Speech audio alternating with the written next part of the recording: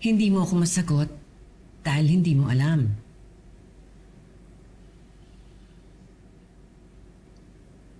Ina, can you tell me kung saan mo nakuha yung idea mo ng campaign mo? Kung ano yung naging inspirasyon mo doon?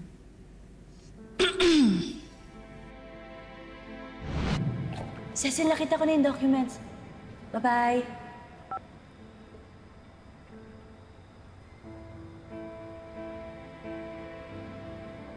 Sa tingin ko, destined talaga na mapunta po sa inyo yung kasirola. Nung bata pa po si Lola Pink at nagsisimula pa lang siyang magnegosyo, nawala lahat ng pinaghirapan niya sa isang iglap. Pero may isang customer niya na tumulong sa kanya at binigyan siya ng kapital para makabangon ulit. At hindi lang yon, binigyan din siya ng kasirola. At yon ang naging simbolo ng bagong simula at second chance na magsimula siya ulit. Yun po yung naisip kong inspirasyon sa campaign na ginawa ko. Pero dahil nawala yon, hindi ko na gawang i-present. Lola, so what if ginamit ni Ina yung kwento mo? It could so happen that Ina used your backstory and Joanna thought of this idea without any inspiration.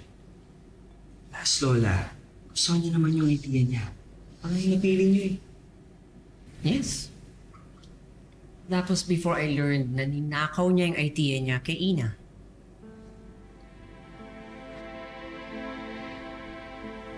Lola, wala nga akong ninakaw. Wala nga kayong ebidensya. Wala nga maibigay si Ina na ebidensya sa inyo. Come on, Lola, really?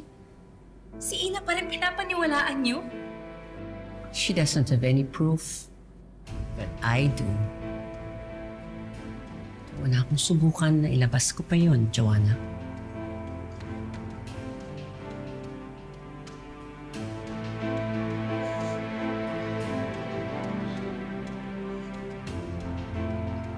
Aamin ka ba? O gusto mong mapahiya dito?